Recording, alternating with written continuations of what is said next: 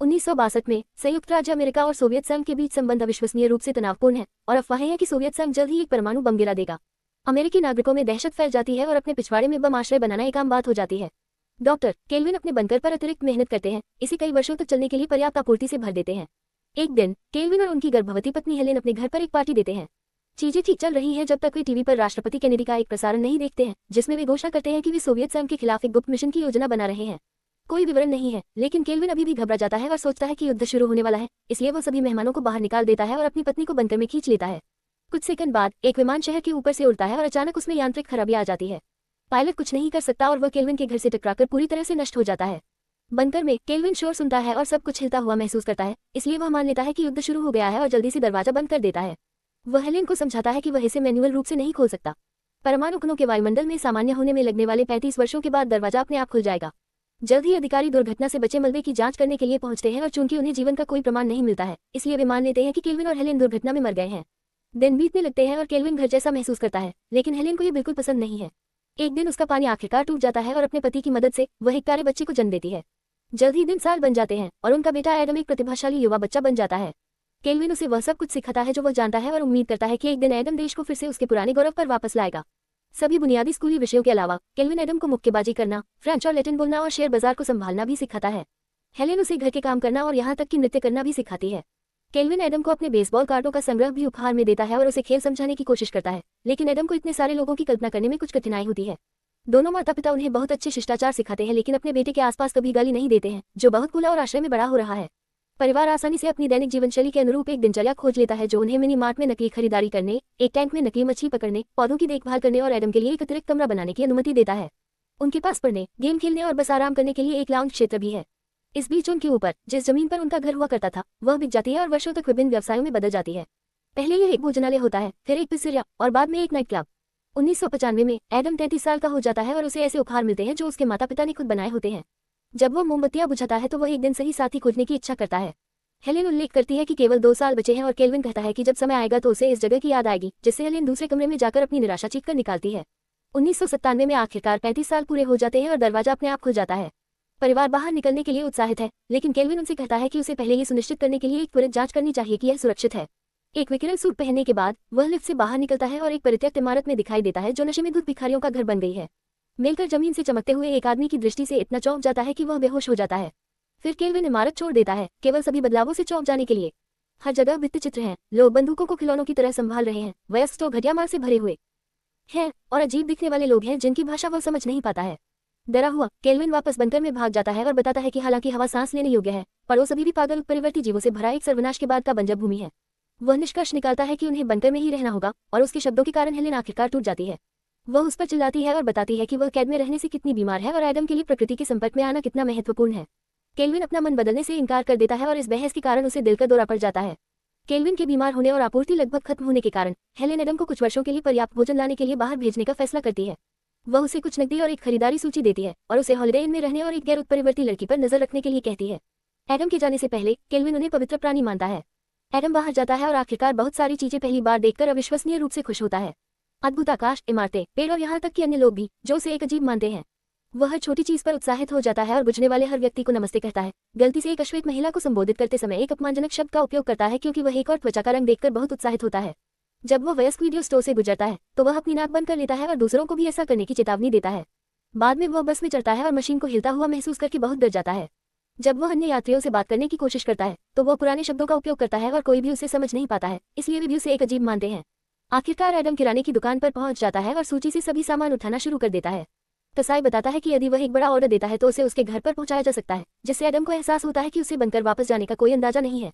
घबराकर वह दुकान से बाहर भाग जाता है और बनकर की तलाश में अलग अलग बसों में दिन बिताता है, लेकिन कोई फायदा नहीं होता। उसके पास नकदी भी खत्म हो रही है, इसलिए वह अपने पिता के बेसबॉल कार्ड बेचने के लिए एक हॉबी शॉप में प्रवेश करता है। दुकान का मालिक बता सकता है कि ये प्राचीन और मूल्यवान कार्ड हैं, लेकिन एडम को बताने के बजाय वह पूरे पैक को केवल $500 में खरीदने की पेशकश करता है। इससे पहले कि एडम स्वीकार कर पाता, दुकान की सहायक उन्हें रोकती है और एडम को बताती है कि उसके साथ धोखा हो रहा है क्योंकि उनमें से प्रत्येक कार्ड की कीमत $4000 से $6000 के बीच है। ईव अपने बॉस का अपमान करती है और मौके पर ही नौकरी छोड़ देती है, जिससे एडम बहुत प्रभावित होता है और उसे उस पर क्रश होने लगता है। जैसे ही वे दुकान छोड़ते हैं एडम उसे हॉलिडे इन ले जाने के लिए कहता है। पहले तो ईव मना कर देती है और उससे भागने की कोशिश करती है, लेकिन जब एडम उसे 2 बेसबॉल कार्ड से भुगतान करने का वादा करता है तो वह जल्दी से अपना मन बदल लेती है। सवारी के दौरान एडम रेडियो पर सभी पुराने गाने चुनता है, जो ईव को बहुत अजीब लगता है।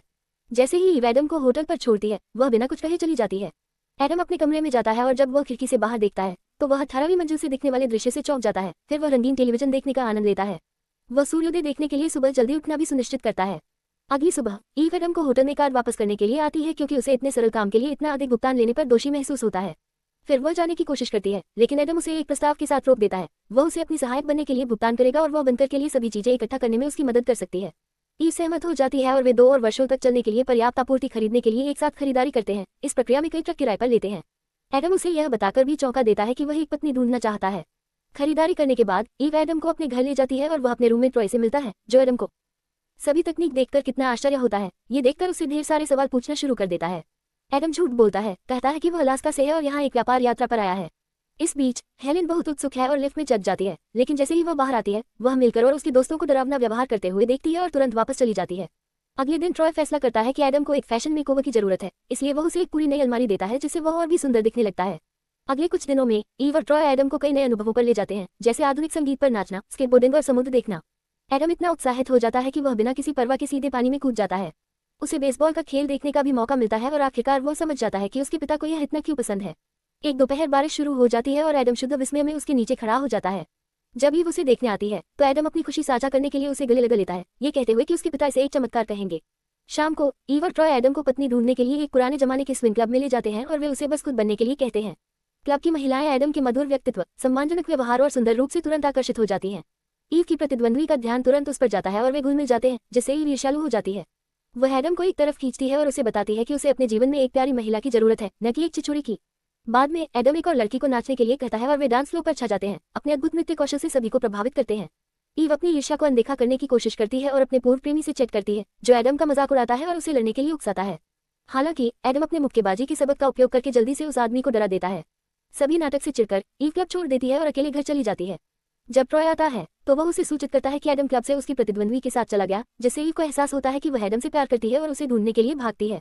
वह कार में बैठती है, लेकिन इससे पहले कि वह निकल पाती, कोई खिड़की पर दस्तक देता है और वह जमीन पर गिर जाती है। यह एडम है जो उसे अंदर ले जाता है और उसके खरोंच का ख्याल रखता है, जबकि वह बताता है कि उसे अन्य लड़कियों को अस्वीकार करना पड़ा क्योंकि वह ईव के बारे में सोचना बंद नहीं कर सका। एडम ईव के लिए अपनी भावनाओं को कबूल करता है और वे आखिरकार चुंबन करते हैं। अब जब वे साथ हैं तो एडम आखिरकार ईव को अपने परिवार और अपने घर के बारे में सच्चाई बताने का फैसला करता है, ये जोड़ते हुए कि वह इसे शादी करना चाहता है ताकि वह उसके साथ बनकर में रह सके। हालांकि ईव सोचती है कि वह वास्तव में एक पागल आदमी है जो छिपने में अच्छा रहा है और तुरंत उसे बाहर निकाल देती है। अगले दिन ट्रॉय एडम को शहर घुमाता है, जबकि उसे गाड़ी चलाना सिखाता है। अचानक एडम को पहले वाला वयस्क वीडियो स्टोर दिखाई देता है और वह सड़क का पीछा करते हुए आखिरकार अपने बंकर के ऊपर बनी इमारत पर पहुंच जाता है, जहां मिलकर ने लिफ्ट के चारों ओर एक पूरा धर्म शुरू कर दिया है। उत्साहित होकर वह ईव को खबर देने के लिए वापस भागता है, केवल 2 मनोचिकित्सकों को उसका इंतजार करते हुए पाता है। पहले तो एडम सहयोग करने का नाटक करता है, लेकिन जैसे ही उसे मौका मिलता है वह भाग जाता है, जबकि डॉक्टर उसका पीछा करती है। दूसरी पुलिस को फोन करने की कोशिश करती है, लेकिन ईव उसे रोकती है और महसूस करती है कि उसने जो किया वह गलत था। उसी क्षण एडम उसके पास दौड़ता है और उसे अपने होटल की चाबी देता है ताकि वह कार्ड से बिल का भुगतान कर सके। फिर वह किराए पर ही ट्रक में भाग जाता है, गलती से डॉक्टर की कार को टक्कर मार देता है। बाद में ईव और ट्रॉय एडम के होटल के कमरे में पहुंचते हैं और उन्हें 60 के दशक में बनी हुई बहुत सारी चीजें मिलती हैं। केल्विन की स्टॉक सर्टिफिकेट का उल्लेख नहीं है, जो अब लाखों डॉलर के हैं। इन चीजों से उन्हें एहसास होता है कि एडम ने उन्हें सच बताया था। इस बीच एडम आखिरकार 2 सप्ताह तक उन्हें न देखने के बाद बनकर लौटता है और अपने माता पिता को गले लगाता है। वह उन्हें बताता है कि बाहरी दुनिया प्यारी है और आपूर्ति अंदर लाता है, जिसे मिलकर और उसके दोस्त लोड कर रहे हैं। वापस ईव के पास वह एडम को खोजने के लिए बेताब है, इसलिए ट्रॉय उसे वयस्क वीडियो स्टोर ले जाता है और वे फर्श पर पैर पटकना शुरू कर देते हैं, ये सोचकर कि उन्हें वहां बनकर मिल सकता है। जाहिर है उन्हें कुछ नहीं मिलता है और वे जाने का फैसला करते हैं, लेकिन बाहर निकलते समय वे एडम को पड़ोसी इमारत में प्रवेश करते हुए देखते हैं। ईव तुरंत उसे चूमने और गले लगाने के लिए दौड़ती है और एडम उसे अपने माता पिता से मिलने के लिए आमंत्रित करता है। केल्विन और हेलेन को ईव बहुत पसंद आती है और वे एक साथ रात का खाना खाते हैं। केल्विन एडम को पक्षियों और मधुमक्खियों के बारे में भी बताता है। हालांकि नई जिंदगी के लिए कोई भी योजना बनाने से पहले एडम अपने माता पिता से 2 महीने इंतजार करने के लिए कहता है। अगले कुछ हफ्तों के दौरान एडम और ईव केल्विन की स्टॉक बेचते हैं और देश में एक नया घर बनाते हैं, जो एडम के पिछले घर जैसा दिखता है। मिलकर भी साफ सफाई करने और आखिरकार शराब पीना छोड़ने के बाद मदद करता है। एक बार सब कुछ तैयार हो जाने के बाद एडम अपने माता पिता को घर लाता है। इस तरह ही खुलासा करता है कि वे धीरे धीरे नई दुनिया के आदी हो सकते हैं। बाद में जब हेलेन और ईव रात का खाना बनाती है तो एडम आखिरकार केल्विन को बताता है कि कभी कोई परमाणु युद्ध नहीं हुआ था, कि बम वास्तव में एक विमान था जो उनके घर से टकरा गया था और सोवियत संघ रह गया था। केल्विन इस पर विश्वास करने से इनकार कर देता है और किसी भी स्थिति से निपटने के लिए एक नया बंकर बनाने की योजना बनाना शुरू कर देता है। सब्सक्राइब करना और नोटिफिकेशन चालू करना न भूलें ताकि आप इस तरह के और वीडियो देख सकें।